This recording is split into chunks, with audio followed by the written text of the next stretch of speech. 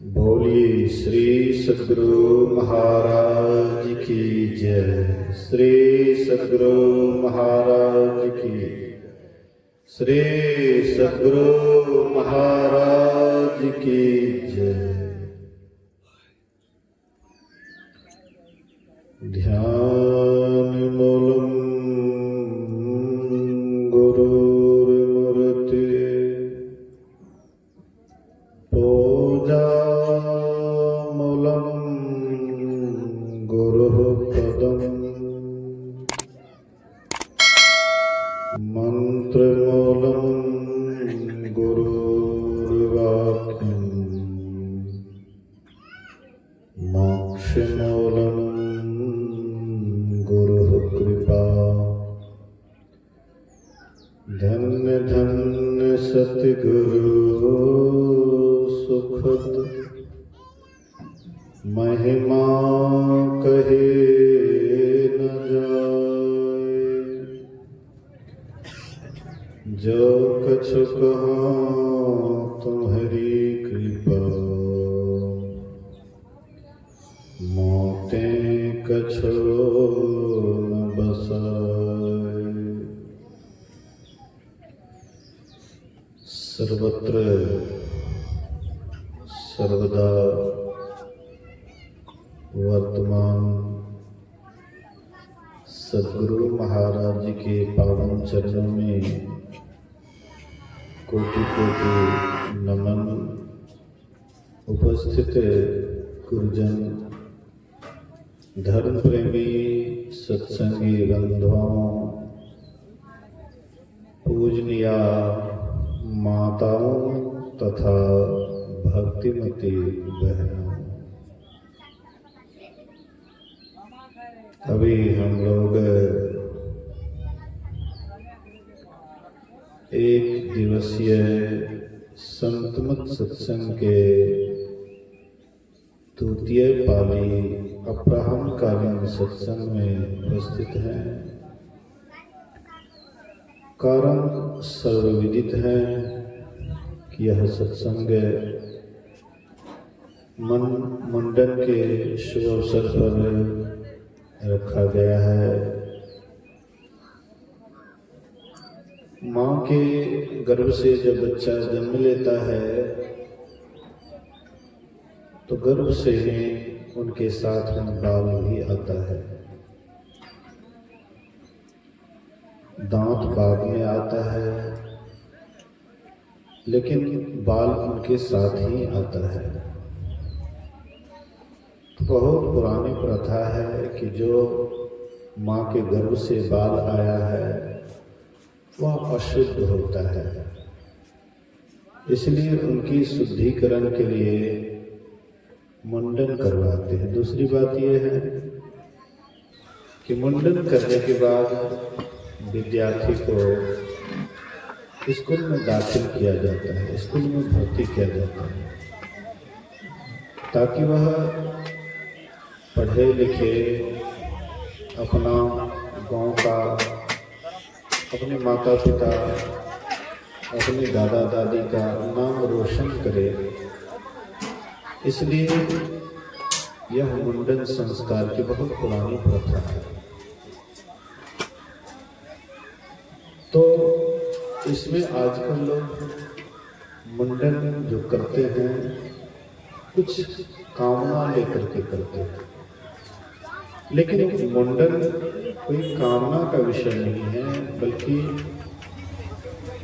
वह अशुद्ध बाल को शुद्ध करना है, साफ करना है। और प्रत्येक का यह होना चाहिए। कोई जरूरी नहीं है कि जिसका गछा हुआ है, आजकल लोग गछने में तो आगे होते हैं। दादा दादी गछती है एक तरफ, नाना नानी गछते हैं एक तरफ। यहाँ पर भगत हुआ, सत्संग हुआ, हाथों पर वे चुप रहिए गया। हालांकि अब कहाँ कटेगा, तो बाबा धाम में।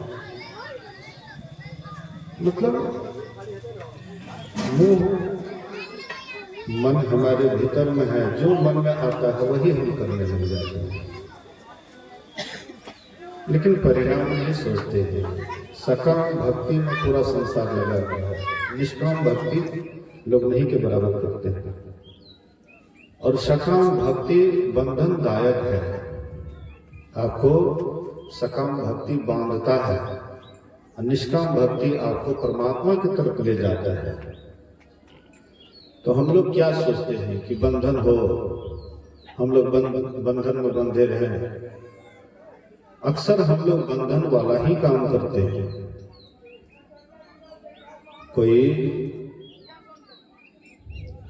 कोई मवेशी है, उसको बारंबार आप अगर बंधन में बांधिएगा तो आदत पड़ जाता है बंधन में रहने का, फिर वह खुलने का भी नाम नहीं लेता है। महर्षि शाही स्वामी जी महाराज कभी कभी एक कहानी कहते थे बंधन वाला। कहते थे कि राजस्थान में एक बड़े ऊंट के व्यापारी थे, ऊंट का व्यापारी करते थे, और वे ऊंट का खरीद बिक्री करते थे। वे 100 ऊंट को लेकर के जा रहे थे, तो संजोग से 99 ऊंट का रस्सी था, एक ऊंट का रस्सी खो गया था। तो 99 ऊंट को रस्सी से बांध दिए तो 99 ऊंट बैठ जाता है, आराम करने लग जाता है। लेकिन 100वां ऊंट को नहीं बांधे तो वह नहीं बैठ रहा था, खड़े था। तो किसी महात्मा के पास गए, बोले कि देखिए महाराज जी, हमारे पास में 99 ही रस्सी है, एक रस्सी खो गया है, 99 ऊंट तो बैठ गया है, आराम कर रहा है, लेकिन 100वां ऊंट बैठ ही नहीं रहा, आराम ही नहीं कर रहा है, क्योंकि इसको बांधे नहीं। तो महात्मा जी कहते हैं कि जैसे तुम रस्सी से बांधते हो ऊंट को, उसी तरह से तुम नकल कर दो, बांधने का स्वांग रचो। जैसे रस्सी से दोनों हाथ करके गला में दे करके बांधते हैं, तो बांधने का पूरा तुम हूबहू नकल कर दो, तो वह भी खुद समझेगा कि हमको बांध दिया है, वो भी आराम से बैठ जाएगा। तो व्यापारी वही करते हैं, 100वां ऊंट को नकली बांधते हैं, बांधने का मतलब स्वांग रचते हैं। तो 100वां ऊंट भी सोचा कि हमको भी बांध दिया, तो भी आराम से बैठ गए। जब सुबह होता है तो 99 ऊंट को खोल दिए, तो 99 ऊंट चल पड़े, लेकिन 100वां ऊंट आराम से बैठा हुआ है, वो उठने का नाम ही नहीं ले रहा है। तो सोचता है कि भाई ये तो बंधा हुआ है नहीं, सब जो है मतलब सबका रस्सी खोल दिए तो सब चलने लगा, इसको तो बंधा हुआ है नहीं, दी कैसे बैठा हुआ है, इसका दिमाग नहीं काम करे। फिर महात्मा जी के पास गए, बोले कि महाराज जी देखिए, 100वां ऊंट को तो हम बांधे नहीं हैं, खाली बांधने का नकल किए हैं, लेकिन सब ऊंट उठ करके चल गया, उसको खोल दिए तो चला गया, आई तो आराम से बैठा हुआ है। बोले कि अरे झूठे बांधा है तो झूठे खोलने का नकल करो जी, झूठा स्वांग रचा है बांधने का, तो झूठे खोलने का नकल कर दो, देखो वो भी उड़ जाएगा, चल जाएगा। वही किए व्यापारी, तो झूठा जैसे बंधन दिए थे वैसे झूठा खोलने का नकल किए, वो भी उठ करके वो भी चल देता है। हम आप भी बस झूठे बंधन में पड़े हुए हैं, झूठे बंधन पर बंधन ले रहे हैं, सोचे हम तो बंधे हुए हैं। कोई कहता है हम पति के बंधन में हैं, कोई कहता है हम पत्नी के बंधन में हैं, कोई कहता है हम गांव के समाज के बंधन में हैं, कोई कहता है हम ये बंधन में वो बंधन में। हम जानबूझ करके ऐसे बंधन में बंधते जा रहे हैं, लेकिन जिधर जाना चाहिए उधर हम जा नहीं पाते, सकाम की ओर जाते हैं। कोई न कोई कामना लेकर के भक्ति करते हैं, तो कामना लेकर के जो भक्ति करते हैं वो कभी भी परमात्मा को प्राप्त नहीं करते हैं। कबीर साहब कहते हैं, ऐसी दीवानी दुनिया भक्ति भाव नहीं बूझे जी, कोई आवे तो बेटा मांगे यही गुसाई दीजे जी, कोई आवे तो दुक्का मारा हम पर कृपा कीजिए जी, कोई करावे ब्याह सगाई, सुनत गुसाई रीझे जी। कोई आवे तो दौलत मांगे, भेंट रुपया लीजे जी। सांचे का कोई गाहक नाही, झूठे जगत पतीजे जी। कहे कबीर सुनो भाई साधो, अंधों को क्या कीजिए जी। कबीर साहब कहते हैं सब ये अंधा है, अंधा, ये सब की सब अंधा है। अंधे लोग ही परमात्मा से वह चीज मांगते हैं जो चीज परमात्मा बिना मांगे दे रहे हैं ना। परमात्मा जो सामान आपको बिना मांगे दे रहा है तो मांगने की क्या जरूरत है। बेटा बेटी धन दौलत सारी व्यवस्था कौन किए हैं? परमात्मा ही तो किए हैं। तो जो अपने आप दे रहा है, बिना मांगे आपको दे रहा है, फिर उसी के लिए क्यों आप मांगते हैं? ऐसी दीवानी दुनिया, ये संसार दीवाना है। भक्ति भाव नहीं बुझे जी, भक्ति के रहस्य को नहीं समझते हैं। कोई आता है तो हमको बेटा दे दीजिए, हमको बेटा नहीं है बेटा दे दीजिए। तो बेटा दे दीजिएगा तो आपको क्या हो जाएगा? जिसको बेटा है तो उसका क्या हो गया? कल्याण हो गया। जिसको बेटा नहीं है तो वह बेटा के लिए तरसता है, और जिसको बेटा है वो बेटा से परेशान है। जिसको बेटी नहीं है वो बेटी के लिए तरसते हैं, और जिसको बेटी है वो बेटी से परेशान है। प्रत्येक आदमी देखिएगा सब परेशान है, और जानबूझ करके हम परेशानी गले लगाते हैं, जानबूझ करके परेशानी को गले लगाते हैं। इसलिए संत महापुरुष कहते हैं भक्ति निष्काम भक्ति कीजिए। सदरी कौन भक्ति की? कोई कामना नहीं, कोई वासना नहीं, कोई इच्छा नहीं, निष्काम भक्ति किए, इसीलिए परमात्मा को प्राप्त किए। हम लोग सुन रहे थे अभी मां सबरी के प्रसंग को। मां सबरी पूर्व जन्म में खिखिरनी थी। आजकल तो खिखिर नहीं दिखाई पड़ता है, लेकिन 15-20 साल पहले, वैर से पहले हाँ बहुत मतलब होता था। और शाम जैसे ही होता था उसका आवाज सुनने के लिए मिलता था।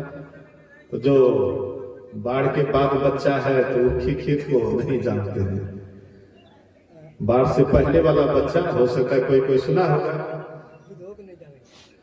बोलिए श्री सद्गुरु। तो खिखिरनी थी, और वह पहुंचे हुए महात्मा के प्रसाद को पाई, जुठन को पाई। जो महापुरुष होते हैं उनका दिया हुआ प्रसाद अमृत के समान होता है। रविदास जी महाराज के पास एक राजा गए हुए थे, और वे मौज में आकर के और जिस हाथ से चामून धो रहे थे वही हाथ से राजा को प्रसाद देने लगे। राजा के मन में घृणा हो जाती है कि देखो कैसा हाथ है, कैसे हमको प्रसाद दे रहा है। पीछे हट गया, लेकिन बाद में वो दिया प्रसाद तो वह लेकर के उसके धोती में दाग लग जाता है प्रसाद का। प्रसाद नहीं पाया कि जात का चमार है, जैसे तैसे हाथ से प्रसाद दे रहा है, लेकिन दाग लग गया। दाग छुड़ाने के लिए एक धोबी के यहाँ भेजे। धोबी अपने बेटी से कहते बेटी जाओ इसको बढ़िया से साफ करके लाओ। तो उसकी बेटी जाती है, पहले धोती है, लेकिन दाग जो साफ नहीं होता है तो मुंह से चबाने लगे वह धोती को, खुद को चबाने लगे। वह जो रस उनके अंदर गया, उनके अंदर दिव्य दृष्टि हो जाती है। और तब जब वह जाकर के अपने पिता से बोले और धोबी राजा के पास बोले, राजा साहब बहुत पछता है। मतलब महापुरुष जो होते हैं उनके द्वारा मौज में आकर के कभी कभी वे कुछ प्रसाद देते हैं, और उसको जो श्रद्धा पूर्वक ग्रहण करते हैं तो उसको बड़ा लाभ होता है। तो खिखिरनी शरीर में थी, संजोग से पहुंचे हुए महात्मा का प्रसाद पाली, जुठन पाली, परिणाम होता है उनका वह खिखिरनी वाला शरीर छूट जाता है और किसी राजा के यहाँ राजकन्या होकर के जन्म लेती है। लेकिन इस जन्म में उनके अंदर में भक्ति का बीज पड़ गया, इसलिए साधु का संग खोजती थी, सत्संग खोजती थी। नाच खोजने वाले बहुत हैं, ड्रामा खोजने वाले बहुत हैं, ऑर्केस्ट्रा खोजने वाले बहुत हैं, लेकिन सत्संग खोजने वाले बहुत कम हैं। पुण्य पुंज बिनु मिलहि न संता, सत्संगति संसिद्धि करंता। पुण्य राशि के बिना संत महापुरुष का दर्शन नहीं होता। जब तक पुण्य की पूंजी नहीं होती, सत्संग में मन नहीं लगता। और चीज में मन लगेगा, लेकिन सत्संग में मन नहीं लगेगा, क्योंकि आपके पास पुण्य की पूंजी नहीं है। इसलिए वह उनके पास पुण्य की पूंजी हो गई, इसीलिए वह जाती है, ससुराल गई और वहां पर भी वह सत्संग खोजती थी। लेकिन बड़े घर के लोग थे, इसलिए प्रतिष्ठा को पड़ता था। बड़े घर की बड़ी बहुरिया सत्संग में नहीं आए, अतः कारण कुतिया भयो, घर घर डंटा था। बड़े घर की बड़ी बहुरिया है, सत्संग आने से उसको लाज आता है कि लोग क्या कहेंगे। लेकिन टीवी देखेंगे, मोबाइल देखेंगे, वहां पर पूरे परिवार मिलकर के देखेंगे, तब कोई बात नहीं है। लेकिन सत्संग आने से लाज होगी। कभी साथ कहते इसी कारण से तुमको अगला जन्म कुतिया का मिलेगा और घर घर डंडा खाना पड़ेगा। तो महापुरुष कहते हैं संस्कार अपने आप जगह खोजता है। उनके अंदर वैसा संस्कार था। अपने पति से कहती है कि महाराज मेरी इच्छा है कि मैं सत्संग सुनूं। तो उसके अंदर में एक राजभवन में एक भवन बना दिए। उसमें कोई संजोग से महात्मा पहुंचे हुए महात्मा आ गए और उसकी बड़ी सेवा सुरक्षा करती है। महात्मा जी एक दिन खुश हो गए, प्रसन्न हो गए और बोले कि वरदान मांगो, मैं तुम्हारी सेवा से खुश हूं। तो ये कहती है कि हमारे सुंदर शरीर जल्दी छूट जाए, अगला जन्म हो तो कुरूपा होकर के जन्म लो, नीच कुल में जन्म लो। तो महात्मा जी कहते हैं कि अरे तुम्हारी सेवा से मैं खुश हूं, इसलिए कोई अच्छा वरदान देना चाहता हूं, और तुम ये क्या मांग रही है? बोले कि महाराज अगर देना है वरदान तो हमको यही दीजिए, और नहीं देना है तो नहीं दीजिए। हमको देना है तो यही दीजिए। बोले कि तुम ऐसा वरदान क्यों मांगती है? बोले महाराज आज मैं रूपवती हूं, इसलिए चार दीवारी के अंदर में हूं। इच्छा होती है सत्संग सुनने की, लेकिन हमें सत्संग में जाने के लिए नहीं देता है। अगर मैं नीच कुल में जन्म लूंगी, कुरूपा होकर के जन्म लूंगी, तो मैं स्वतंत्र विचरण करूंगी, स्वतंत्र रूप से कहीं भी जाकर के सत्संग सुनूंगी, लोग मेरे पर निगाह नहीं डालेंगे। इसलिए मैं शांति से कहीं पर भी भक्ति कर सकती हूँ। बोले कि जब तुम्हारी यही इच्छा है तो मैं वही वरदान देता हूँ। बोलिए श्री सद्गुरु। तो वह वरदान लेती है, बहुत जल्दी उसका वह सुंदर शरीर छूट जाता है। एक भील के यहाँ कुरूपा होकर के जन्म लेती है। तो चाहे आपकी पुत्री रूपवती हो या कुरूपवती हो, लेकिन माता पिता को चिंता होती है कि मेरी बच्ची शादी के योग्य हो गया है, इसकी शादी करनी है। तो कोई लड़का को बुलाए लाए और उनके साथ शादी हो जाती है। अंधेरी रातें होंगी, लड़का शायद देखा नहीं होगा बढ़िया से, और सुबह होते होते उसको निकाल भी दिए कि ले जाइए आप अपना। जंगली रास्ता था, थोड़ा हवा का झोंका आया, उनका घूंघट थोड़ा उघड़ जाता है। तो वह जो उनका पति था देख लेता है कि ये तो बिल्कुल कुरूपा है, ये तो भूतनी के समान है, भूतनी को ले जाकर के क्या करूंगा, बच्चे लोग देखेंगे तो डरेंगे कि भूतनी को ले जाकर के क्या करूंगा। थोड़ा सा फासला होता है, आगे पीछे थोड़ा दूरी बनता है, उसका पतिदेव छोड़ छाड़ करके 9-11 हो गए, भाग गए। सभी सोचती थी कि मैं इस जन्म में कुरूपा होकर के जन्म ली, नीच कुल में जन्म लिया, फिर भी मैं बंधन की ओर जा रही हूँ। किसी तरह से अगर पति से फिर भी छूट जाता तो आराम से मैं भगवान की भक्ति करता। जो रोगी को मन भावे वही वैद्य फरमावे। तो सबरी के मन में भी वही बात था कि भले ही हाँ पति से छुटकारा हो जाए, अब पति भी सोचता था कि कुरूपनी से छुटकारा हो जाए। दोनों के मन में एक ही बात चल रहा था, इसलिए पतिदेव छोड़ करके भाग गए।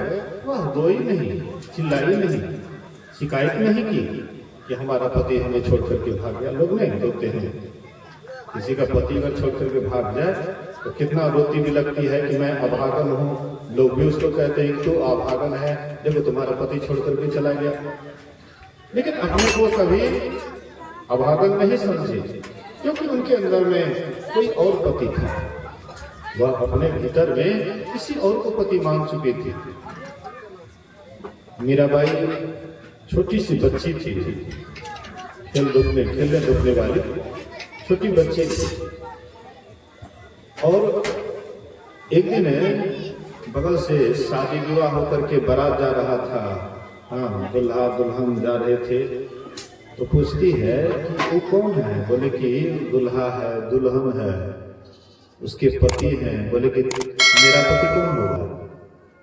छोटी बच्ची है और अपने माँ से प्रश्न करती है कि मेरा पति कौन होगा? तो बोले कि तुम्हारा पति गिरधर है, गिरधर गोपाल तुम्हारा पति है। क्या ये गिरधर गोपाल मेरे पति हैं? बोले कि हाँ।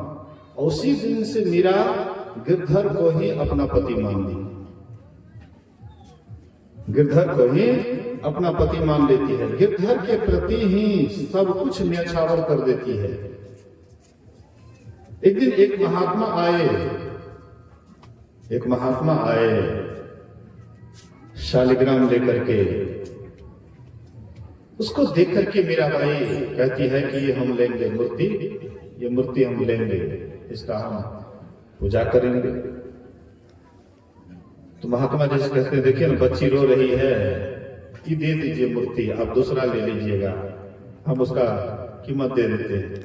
महात्मा जो लेंगे बच्चा का खेलने का जो मूर्ति है, ये खेलने के लिए नहीं ना है, हम इसका पूजा पाठ करते हैं। ये बच्चा जो है खेलेगा धूलेगा गंदा करेगा, है ना, नहीं देंगे।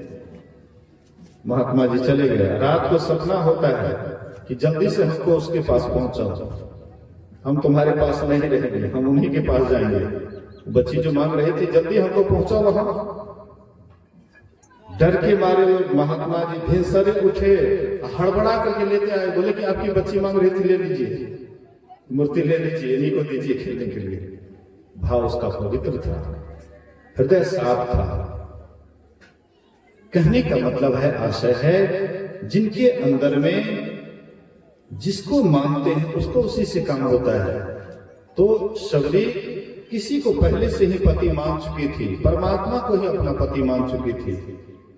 जो परमात्मा को अपना पति मान लेते हैं उसको संसार का पति रहे या न रहे कोई अंतर नहीं पड़ता है। एक दिन तो संसार के पति से विछुड़न होगा, लेकिन परमात्मा रूपी पति से कभी विछुड़न नहीं होता है। और वह परमात्मा रूपी पति सबके पति हैं। ये नहीं है कि कोई माँ बहने हैं तो उसके पति हैं और पुरुष है तो उसके नहीं है। जितने भी पुरुष हो या नारी हो, सब स्त्री के ही रूप हैं। अब पति एक परमात्मा है, परमेश्वर है, तो वही पति सबके पति हैं, परम पति हैं। इसलिए उस परमात्मा को सबको मानना चाहिए। तो मां सबरी को छोड़ करके उसके पति चले गए। ये आराम से, कोई सुख चिंता नहीं था उनके अंदर, आराम से वही जंगल में रहने लगी और सोचती है कुछ सेवा करना चाहिए। सेवा का भाव स्वाभाविक जो अच्छे सत्संगी होते हैं, मैं देखता हूं उसके अंदर बहुत सेवा भाव होता है, वह बहुत कुछ सेवा करना जानना चाहते हैं। जो अच्छे सत्संगी है, सेवा भाव सबसे बड़ा चीज है।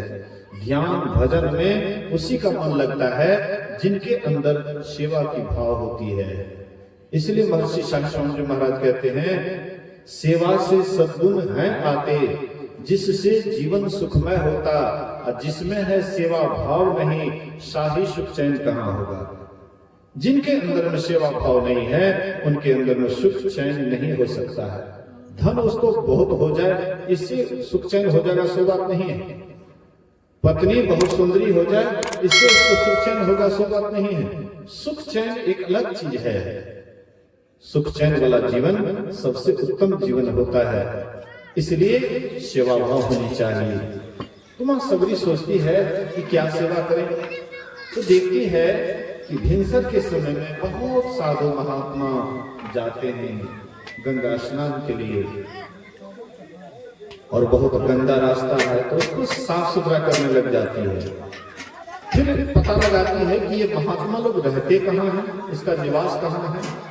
पता लगा करके रात के 12 बजे जाती थी और सब सेवा सुरक्षा कर लेती थी, और 2 बजे जैसे महात्मा लोग जगते, 2 बजे के पहले वहां से निकल जाती थी। ये इनका रोज का दिनचर्या हो गया था। मतंग ऋषि के शिष्य ने सोचा कि कौन आकर के सेवा कर लेते हैं, तो उसका पहरा करना चाहिए। गुरुदेव से शिकायत की तो गुरुदेव कहते पहरा करो जब करके, तो रात में जग करके पहरा करने लगे, और सबरी आई तो फिर वही सेवा सुरक्षा करने लगे।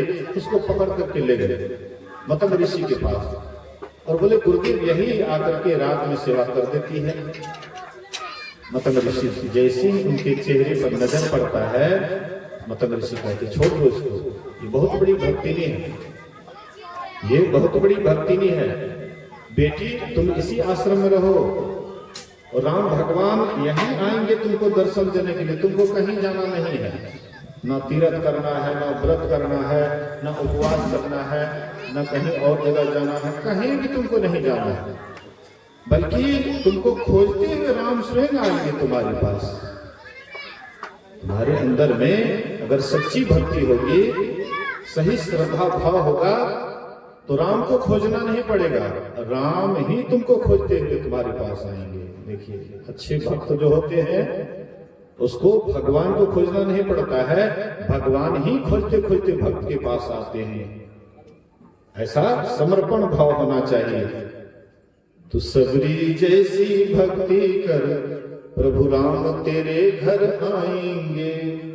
तू सबरी जैसी भक्ति कर, प्रभु राम तेरे घर आएंगे। ऐसे हैं मेरे राम, ऐसे हैं मेरे राम। तू सबरी जैसी भक्ति कर, प्रभु राम तेरे घर आएंगे। तो सबरी बड़ी श्रद्धा के साथ वहां पर रहती है, ध्यान भजन करती है, और कभी भी उदास नहीं होती है कि अब राम जी नहीं आएंगे।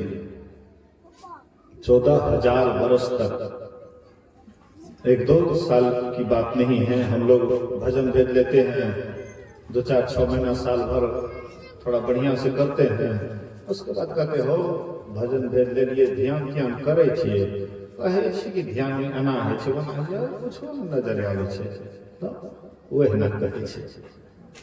बाबा सब वही ना कह दे छै कि प्रकाश है छै, शब्द है छै, हाँ मानस ध्यान है छै, हो बहु कहाँ कतो कुछ है छै, वही ना कहे हेते। साल भर तक उदास हो जाते हैं। हो सकता है कि आप जिस समय में उदासीन हुए, हो सकता है कुछ ही दिन में आपके अंदर कुछ अनुभूति होने वाली होगी। जो रफ्तार से आपका गाड़ी चल रहा था, वही रफ्तार में चलता तो हो सकता आप मंजिल तक पहुंच जाते। लेकिन जब मंजिल निकट आता है, तभी हमारे अंदर में ढीलापन होता है।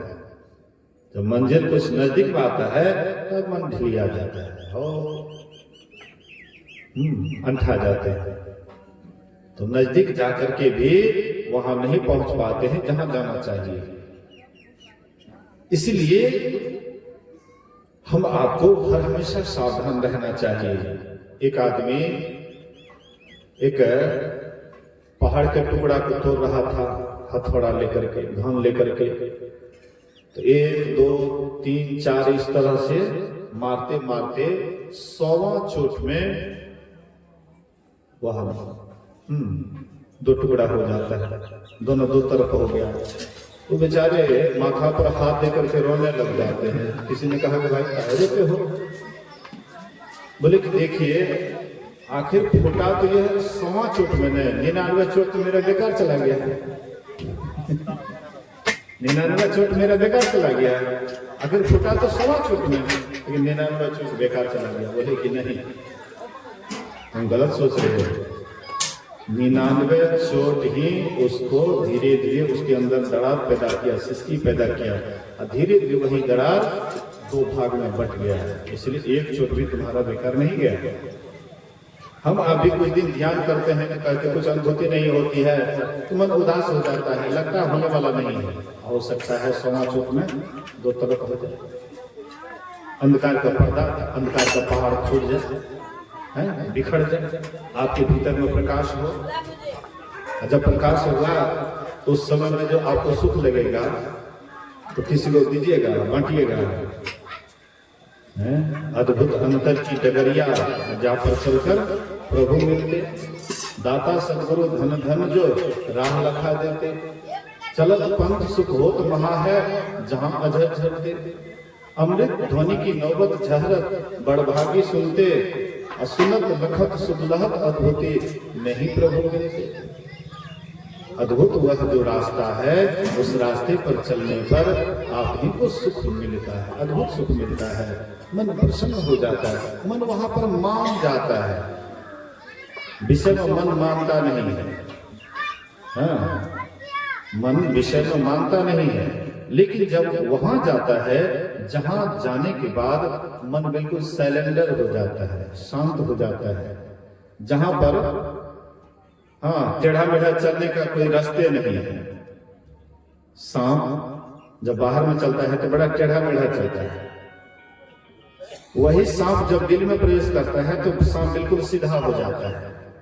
इसी तरह से हम आपका मन भी विषय में दौड़ता है, बाहर में दौड़ता है तो टेढ़ा मेढ़ा चलता है। यही मन जब 10वें द्वार में चलता है तो बिल्कुल सीधा हो जाता है, वहां पर हिल डुल का जगह नहीं है, एकदम शांत हो जाता है, स्थिर हो जाता है। भंवरा को जब तक फूल का पराग नहीं मिलता है तब तक भंवरा गुनगुनाते रहता है, आवाज करते रहता है। और वही भंवरा जब फूल के पराग को लेने लग जाता है, फूल का रस लगने लग जाता है, तब भंवरा भूल जाता है, भंवरा भूल जाता है। वो पराग को लेने में कब धीरे धीरे पंखुड़ियां बंद हो जाती है ना, फूल का कब पंखुड़ियां बंद हो जाती है उसको पता भी नहीं लगता है।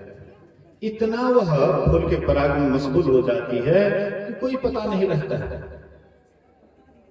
देखिए इसी तरह से हम आपका मन भी जब तक वह ब्रह्मानंद का आनंद नहीं मिलता है, ब्रह्म पीयूष मधुर शीतल पे, वह ब्रह्म पीयूष का अमृत का जब तक आनंद नहीं मिलता है तब ये मन बाहर बाहर दौड़ते रहता है, भन भनाते रहता है, गुनगुनाते रहता है, कुछ से कुछ बकबक करते रहता है।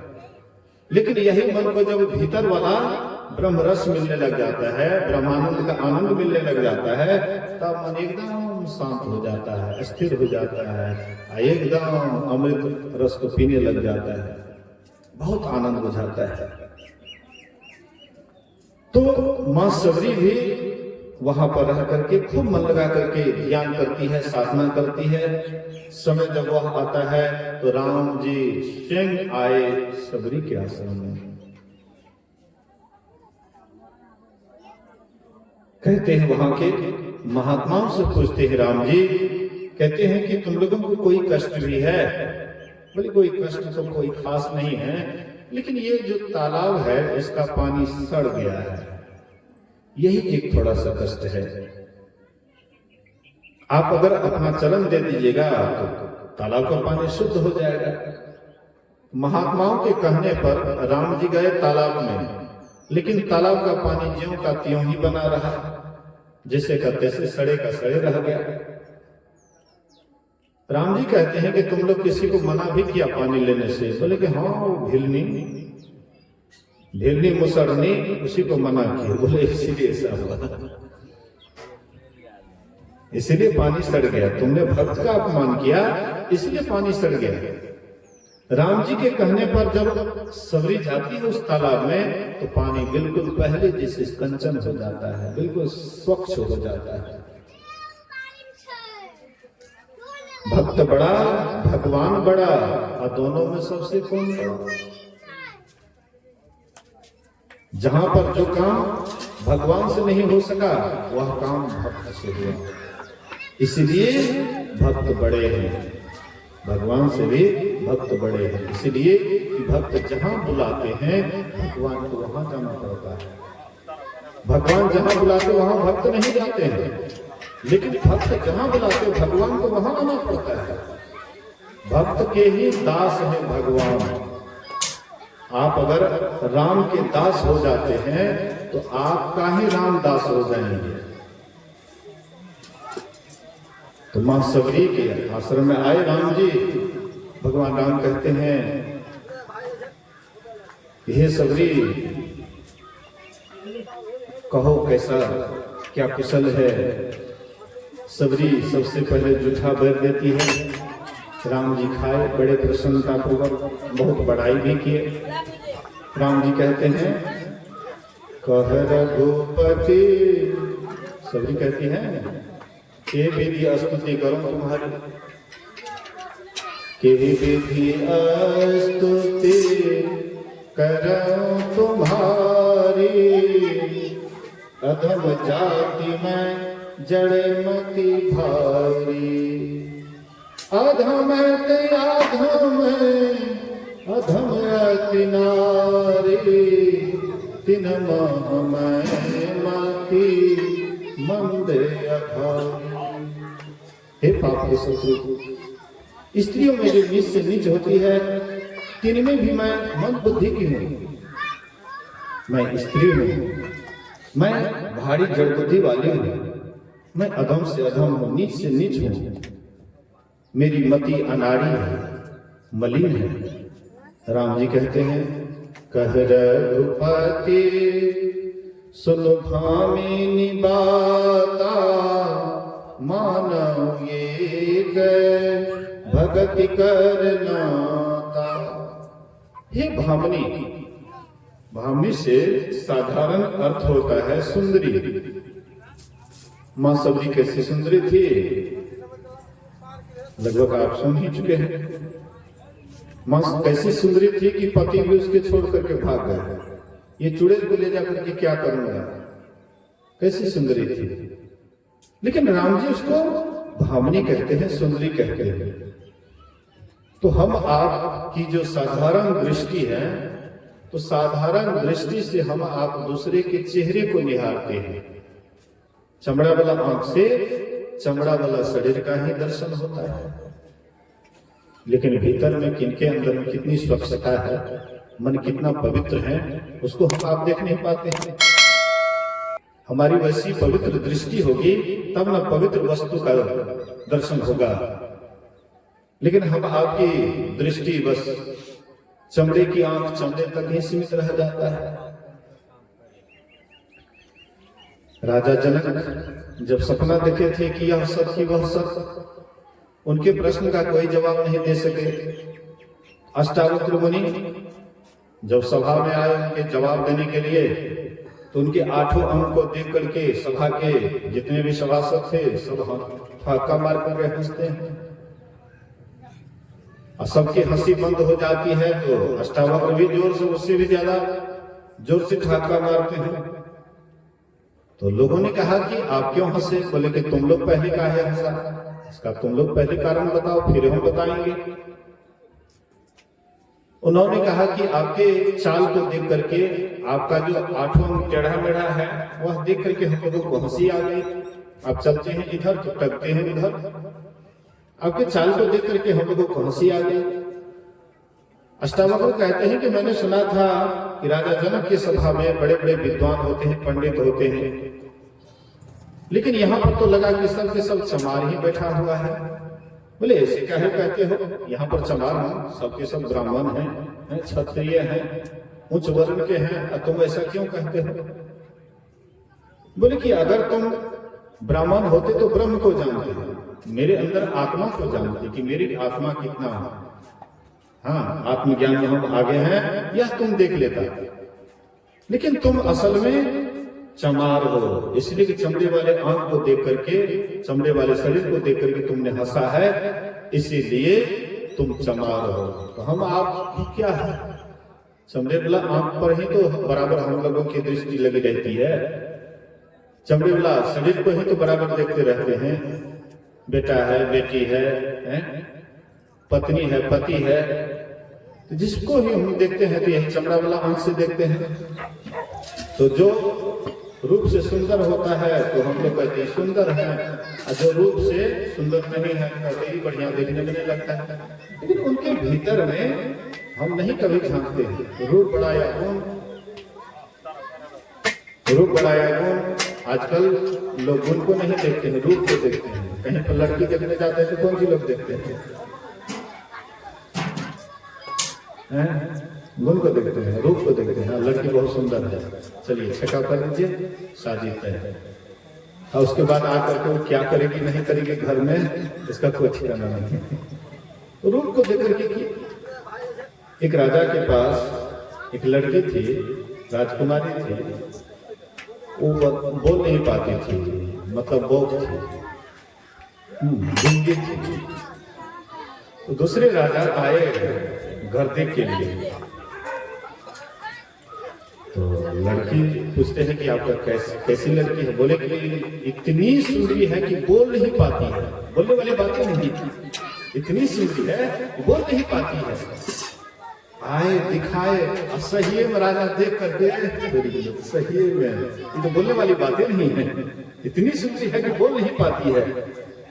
तुरंत छेक छाक करके चले गए, शादी होती है, गई ससुराल, उसके बाद सास वगैरह वगैरह आती है, सब कोई उनको पूछती है नाम क्या है, क्या है, कैसे है, तो बस गूंगे नहीं करके गूंगी है।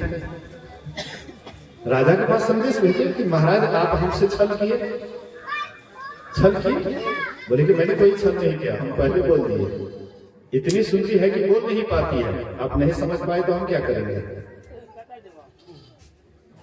मतलब कहने का हम आप अभी वो चीज नहीं देखते हैं कि किनके अंदर में कैसा स्वभाव है, कैसा संस्कार है, कैसा विचार है, ये चीज नहीं देखते हैं, लेकिन देखते हैं बाहरी रूप को। इसीलिए रूप के पीछे अभी लोग लट्टू हैं, गुण को नहीं देखते हैं लेकिन रूप को देखते हैं। पुराने जमाने में रूप को नहीं गुण को देखते थे, अच्छे विचार को देखते थे। जहां पर देखते थे अच्छे विचार वाले, चाहे रूप से थोड़ा अंतर भी है, कम भी रूप में कमी भी है, फिर भी उसको पसंद करते थे। लेकिन आजकल नहीं। कहने का मतलब है मां सबरी भले ही रूप से बिल्कुल कुरूपनी थी, लेकिन भीतर से बहुत साफ सुथरा थी। इसलिए राम जी भीतर वाले स्वरूप को देख करके, भीतर वाले ज्ञान को देख करके, भीतर वाले साधना को देख करके, भीतर वाले उनके अंदर में जो प्रकाश छाया हुआ था उसको देख करके राम जी कहते हैं, कह रघुपति सुनो भामिनी बाता, मानव एक भगति कर नाता। हे भावनी मेरी बात सुन, मैं केवल भक्ति का नाता मानता हूं। कोई जाति में बड़े हैं, कुल में बड़े हैं, बोलिए श्री सदगुरु महाराज की जय। सो सत्संग सुने ले मेहमानी खाले कथी बैठा बैठा बने टहले छे, बोले छे, देखे छे, सुने छे। सत्संग तो एना होते रहे छे ने, आई सब जे छे से सुवासिनी आदमी मिलते एक जगह फिर गपशप करे के मौका। बोलिए श्री सदगुरु। उस जगह पर बारिश होती है तो पानी ठहरता नहीं है, जहां टीला है, बारिश सब जगह होती है, लेकिन टीला पर पानी नहीं ठहरता है, और जहां पर गड्ढा है पानी वहीं जाकर के ठहरता है। मैं एक एक जगह जाता हूं तो देखता हूं कि पूरा फैमिली बैठ करके सत्संग सुनता है। उनके अंदर में श्रद्धा है, गड्ढा है, श्रद्धा रूपी गड्ढा है, इसलिए सबके सब बैठ करके सुनते हैं। लेकिन कहीं कहीं पर टीला है तो उसको अच्छा नहीं लगता है। सत्संग इधर से जाएगा उधर, उधर से जाएगा उधर। अभी कितना आदमी इधर से उधर रेफरेट किए, सत्संग से कोई मतलब नहीं। टीला बारिश हो रही है, उससे उनको क्या मतलब है? मतलब है हाँ, कुटुंब से, परिवार से, भोज भात से बढ़िया बढ़िया खाने के लिए मिलेगा। यहाँ से एकदम ये बढ़िया बढ़िया भोजन तो जीवन में बहुत बार मिलेगा, लेकिन साधु का संग, सत्संग जीवन ये जो है समय बड़ा भाग्य से मिलता है। प्रभु की कृपा होती है तभी ये सब मिलता है। तो सबरी भले ही बाहर से कुरूपनी थी, लेकिन भीतर से बहुत सुंदरी थी। इसीलिए राम जी कहते हैं, सुंदरी हे भावनी मेरी बात सुन, मैं केवल भक्ति का नाता मानता हूँ। जाति पाति कुल धर्म पढ़ाई, धन बल परिजन गुण चतुराई, भगतिहीन नर सोहई कैसा, बिन जल बारिद देखिए जैसा, नवधा भगति कहूं तो ही पाही, सावधान सुनो धरो मन माही। मैं तुमसे 9 प्रकार की भक्ति कहता हूं, तो सावधान होकर के सुन और मन में धारण कर। प्रथम भक्ति संतों का संग। प्रथम भक्ति है संतों का संग, अर्थात सत्संग। जब तक सत्संग नहीं करेंगे तो भक्ति हो सकती है? बिना सत्संग, बिना सत्संग भक्ति नहीं होगी, बिना सत्संग की भक्ति नहीं हो सकती है। मैं पहले थोड़ा सा होश संभाला था कि बस अष्टजाम में जाने लगा। बहुत मतलब जो है समझिए, बहुत कम उम्र में अष्टजाम में गए, अष्टजाम में बराबर जाने लगे। वहां हमने देखा कि कोई समय की पाबंदी नहीं है, कोई नियम नहीं है। कब सोना है, कब जगना है, हाँ कब समय करना है। अब कहीं से कितना दूर गए तो जब तक आपको समय नहीं देंगे तब तक आपको भोजन नहीं देंगे। अब सामने में भोजन बना हुआ है, वह भोजन ठहर करके पानी हो गया, वही भोजन देता था। 1 बजे रात को, 2 बजे रात को वो ठंडा भोजन करते थे, पेट में गैस बन जाता था, अजीर्ण हो जाता था, खट्टा डकार होता था। ये परेशानी मेरे साथ बहुत दिन तक रहा। और जो चालाक सब थे ना, गायक सब, वो सब क्या करते थे, हम लोगों को छोड़ देते, रात को तुम लोग करो जब करके, और लोग जाते थे आराम से घर पर सोते थे। चालाक आराम से सोते थे, ना बढ़िया से सो पाते थे, ना भोजन समय से करते थे, बराबर अस्वस्थ रहते थे। और जो भी कुछ नहीं खाने पीने का, उसमें फ्री जो मिलता है तो वो भी शुरू हो जाता है, हैं? मुट्ठा का मुट्ठा बीड़ी, जो सभापति है, मुट्ठा का मुट्ठा बीड़ी एकदम खैनी, एकदम पूरा। सभापति जी अरे क्या चाहिए, लीजिए ना। फलना घर वाला बड़ा उदार है, देखो मुट्ठा का मुट्ठा बीड़ी देता है, खैनी देता है, अरे बहुत बढ़िया आदमी है जी। अब उधर मुट्ठा का मुट्ठा बीड़ी होता था तो चुपको हुआ, अगल बगल में जाता था ना, चुपको हुआ अगल बगल में भी चला जाता था। धीरे धीरे जो व्यसन नहीं कभी किए थे, उसमें जाने के बाद वो भी शुरू हो गया। न खाना का ठिकाना, न सोने का ठिकाना, न रहने का ठिकाना, मतलब कैसे रहते थे। आज मैं सत्संग कर रहा हूँ, लेकिन सब जगह जाता हूँ, बड़े आदर के साथ लोग अपने घर में सुलाते हैं, हाँ बढ़िया व्यवस्था रखते हैं। बाबा क्या चाहिए ओढ़ने के लिए, नया हाँ कमलेट देते हैं, मतलब नया जाजिम देते हैं, इतनी व्यवस्था में रखते हैं। लगता है कि उनको बुझाता है कि मेहमान से भी बड़ा मेहमान आ गया है। महात्मा को अपने परिवार से भी ज्यादा मानते हैं। और समय से भोजन, समय से शयन, समय से सारा सिस्टम इतना अच्छा, इतना बढ़िया व्यवस्था, क्या और चीज में ये व्यवस्था आप नहीं देख पाएंगे। तो सत्संग जो है, सत्संग एक अलग चीज है। जब तक सत्संग नहीं करेंगे और आपकी दिनचर्या जब तक ठीक नहीं होगा, तब तक आप भक्ति में आगे नहीं बढ़ सकते हैं। भगवान कृष्ण कहते हैं, जिसका आहार विहार, हाँ, आहार विहार सोना जागना सब नपा तुला है। भगवान कृष्ण कहते हैं, युक्ताहार विहारस्य युक्त चेष्टस्य कर्मसु युक्त सपनावबोधस योग भवति दुःखः।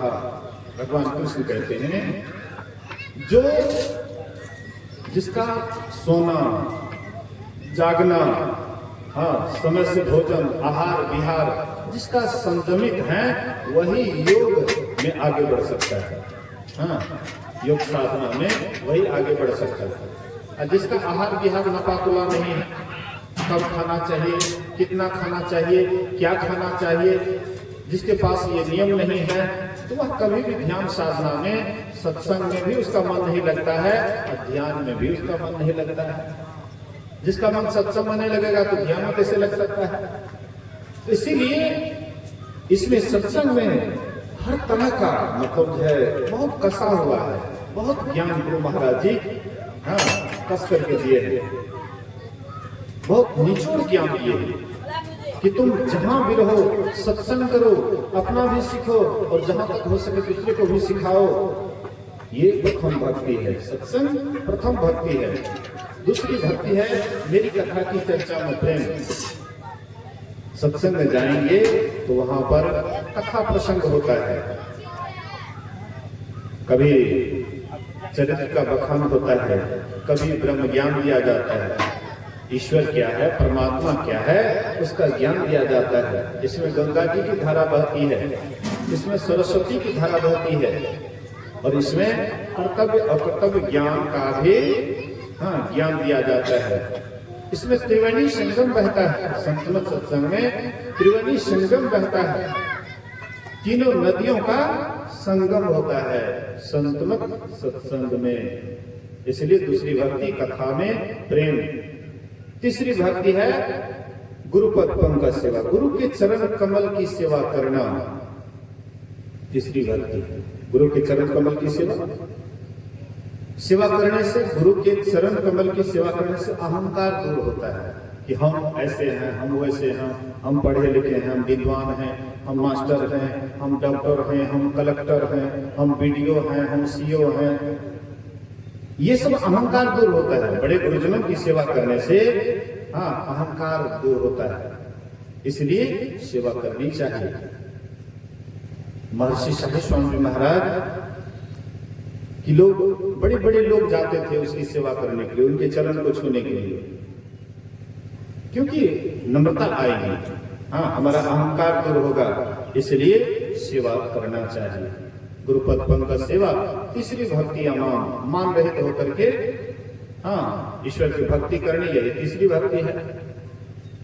चौथी भक्ति मम गुणगन करे कपट जिगान। चौथी भक्ति क्या है? मेरे गुणों का गान करना, परमात्मा के गुणों का गान करना, आत्मा के गुणों का गान करना, यही चौथी भक्ति है। मंत्र जाप मम दृढ़ विश्वास। मेरे मंत्र का जो जप है यही वेद में प्रसिद्ध है। वेद विदित मंत्र का जप जो करते हो यही वेद में प्रसिद्ध है। छठी भक्ति है इंद्रियों का दमन करना। छठदम शील विरत बहु कर्मा निरंतर सज्जन धर्म। सब ओर से अपने इंद्रियों को रोक करके, और छठी भक्ति अर्थात वहां जाना जहां से सारी इंद्रियां दमन होती है। हमारे घर के अंदर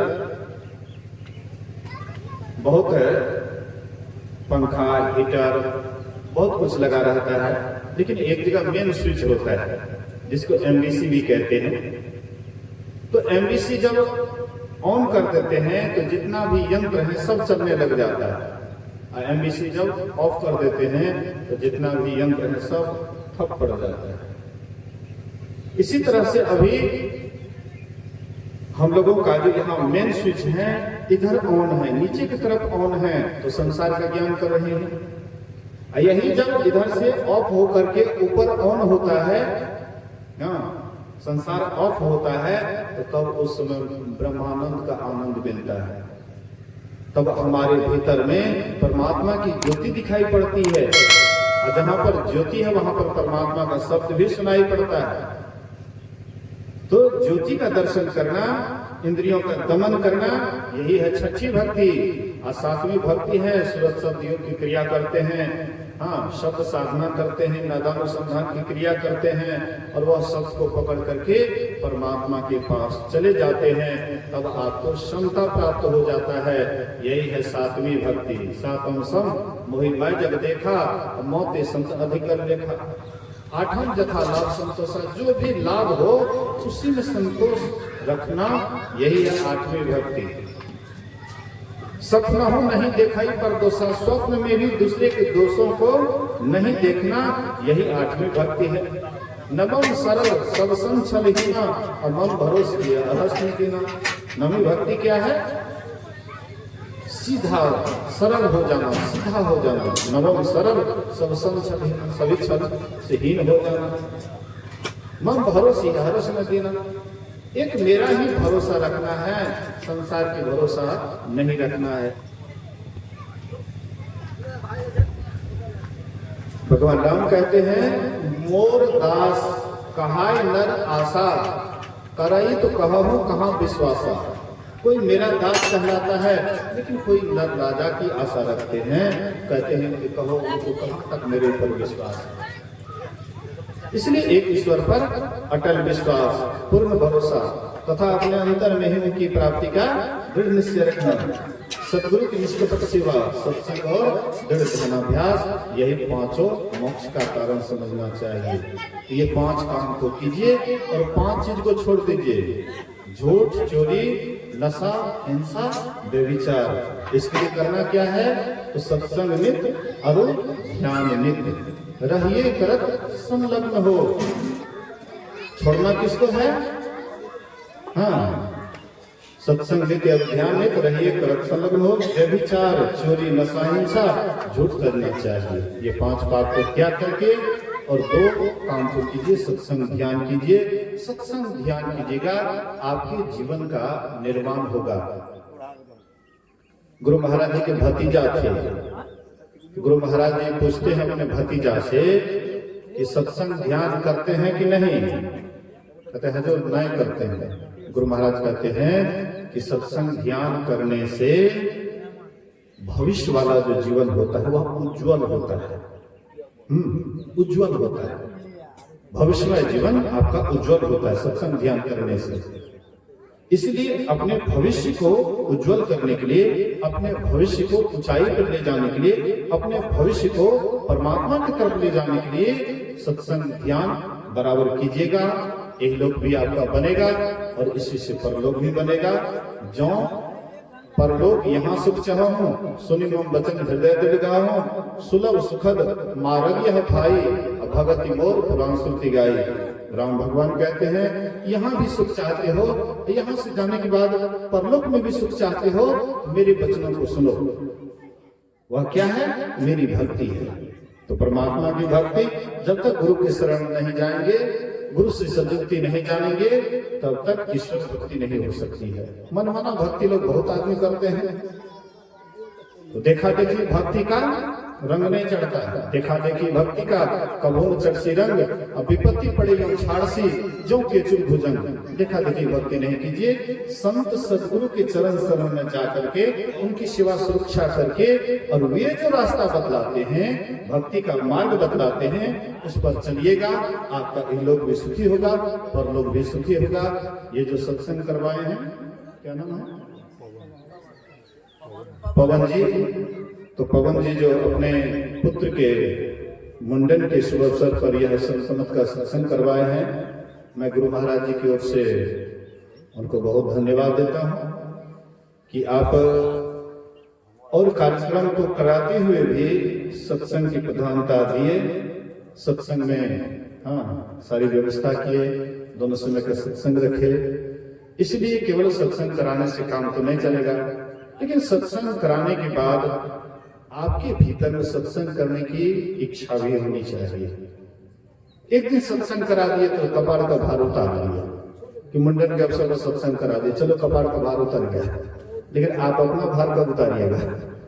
84 के चक्कर में जो पड़े हुए हैं वो भार कब उतरेगा? जब स्वयं नहीं कीजिएगा तो स्वयं करना पड़ेगा। नित्य प्रति सत्संग कर ले प्यारा, तेरा कार सरे सर, तो स्वयं उसको करना है।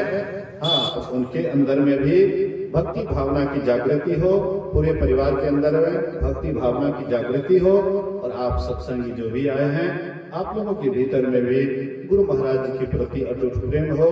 इसी शुभकामना के साथ एक बार सब आदमी गुरु महाराज जी की जय जयकार बुलंद आवाज में करें। बोलिए श्री सद्गुरु महाराज की जय।